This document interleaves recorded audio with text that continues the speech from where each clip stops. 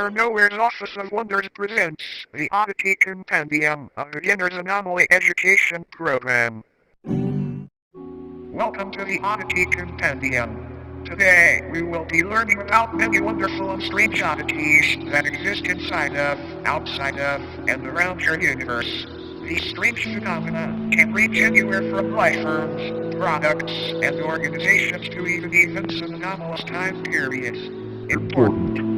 The following information has been acquired from realities that may be separate from the one you are currently residing in. Please be aware that knowledge or comprehension of incompatible information may result in a conscious reality fracture.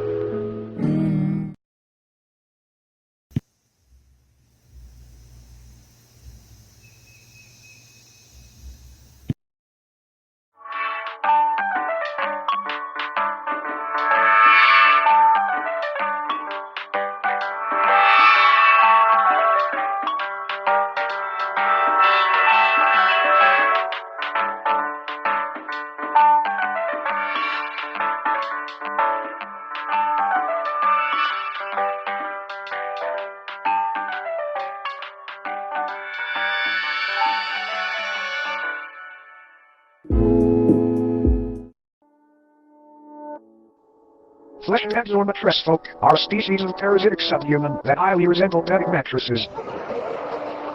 The body of a dormant fleshhead appears identical to a standard mattress. However, slicing the thin sheet-like skin reveals many soft organs, limb-like appendages, and a humanoid head which hides beneath the skin.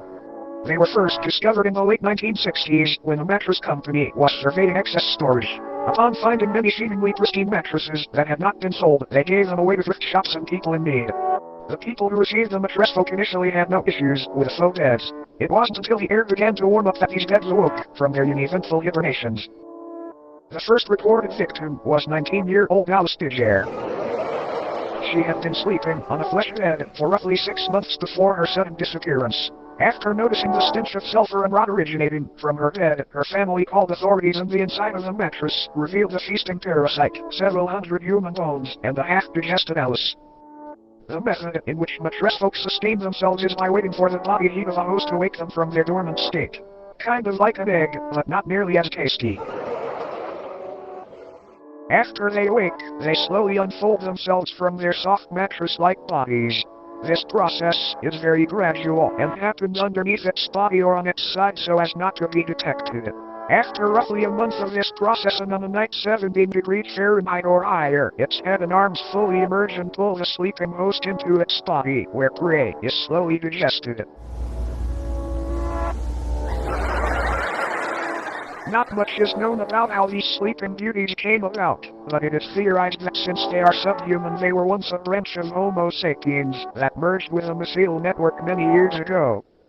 Autopsies of fleshheads' digestive systems have revealed DNA samples from thousands of different people in each instance, some even tracing to people born during the 1600s. Another odd thing to note is that the mattress folk themselves contain DNA belonging to humans as well. One instance shared DNA in a blood type with Napoleon Bonaparte, leader of the French Republic during the time that the mattress folk were assumed to have come into existence. All in all, it might be a good idea to throw out that mattress that feels just a bit too warm lately. You might be sharing it with something unwanted. Good night, sleep tight, and don't let the bed bite.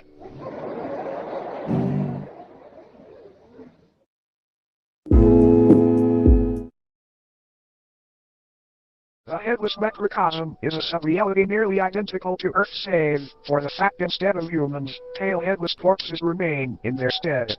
These corpses, though technically dead, do weakly breathe through the holes in their necks. Their hearts have also been observed to begin convulsing at seemingly random intervals.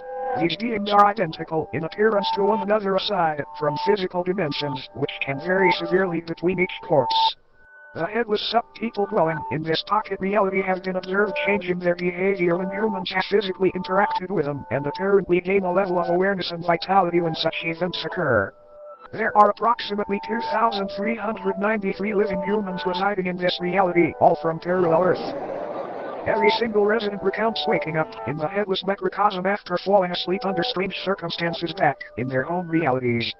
No one back in their own parallel homes remembers their faces or identities, which leads to the belief that this place could be a form of anti-reality. A waste compartment of the universe used for aspects of reality that are useless or harmful to existential fabric. The humans that live in the headless macrocosm are assumed to be taking shelter in abandoned structures and banding together to search for plant-based food during the warmer times. Fun fact. Humans have coined multiple terms and nicknames for these headless corpses, such as stumpies, cranes, and ichabodies. Despite this sub-reality being detached from main reality, an incident took place which created a temporary tier between the two. A man residing in the headless macrocosm was walking through a field with a small house in the center. Upon reaching the house, the man unintentionally brushed up against one of the breathing bodies. This body, just before motionless aside from the labored convulsions, sprang to life and removed the head of the man. It then proceeded to attach the severed head to the stump of its own neck. The man's name was Michael Hedford. After the corpse had placed Michael's head where its own should be, an event occurred back on Earth in the year 2061 that resulted in governmental intervention. A family's call to the authorities described an impossibly tall naked figure appearing in their backyard. The presence of this oddity was highly distressing to the family, and they remained inside their home until the situation was resolved. The following photograph depicts this figure they spoke of. Michael Tedford's rotting head is affixed atop its frail neck. Shortly after the photo was taken, what was left of Tedford's existence was removed from the premises and taken to an upscale anomaly testing site. Apparently, this corpse was attempting to quite literally become Tedford by leeching off of his existence. These breathing bodies appear to be in a constant state of yearning to reconnect with the roots of reality again, as they have been taken a hold of by a dangerous and contagious disease. This disease appears to be non-existence itself. It can affect anyone on Earth at any time, and once it takes hold, the headless macrocosm deems you valid for residence within its endless meadows, filled with fellow patients. But don't worry, it's a rare diagnosis. Another fun fact. Occasionally, crude man-made structures will form seemingly out of nowhere in order to correspond with the structures on parallel Earth. As mentioned earlier, the headless macrocosm itself functions like a digestive tract of the universe, and these structures may be antibodies attempting to fight off the virus of non-existence. Now then, check your head. Screwed on tight. Great, because you might want to hang on tight to it for this next one.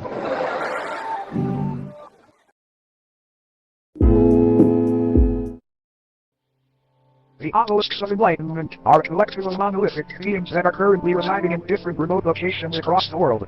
Also known as the Fathers of True North, they appear in groups of 1 to 8 and stand anywhere from 10 to 150 feet tall. Each obelisk is levitated just barely above the ground and facing geodetic north. Though most of them reside in remote fields and deserts, they have also been found floating above the ocean within the vicinity of the Bermuda Triangle and even of the Moon. They are moving just ever so slightly and progress approximately 2 inches forward a year. These obelisks are enlightened in the infinitely vast secrets of the universe and are constantly vocalizing the excess information as a means of waste to counteract the overwhelming intake of knowledge. Though currently enclosed and monitored by government entities, many people have wandered into these locations prior claiming to be following the sound of angelic singing. This alluring hum emanating from these obelisks induces a massive increase in general intelligence in subjects listening. Folklore often refers to the frequency as the song of the divine contour. Each obelisk's biological elements are unraveled thousands of feet into the sky to make a metaphysical connection from Earth to the universe. It is assumed this is a form of knowledge worship, an attempt to make a mortal sacrifice for an immortal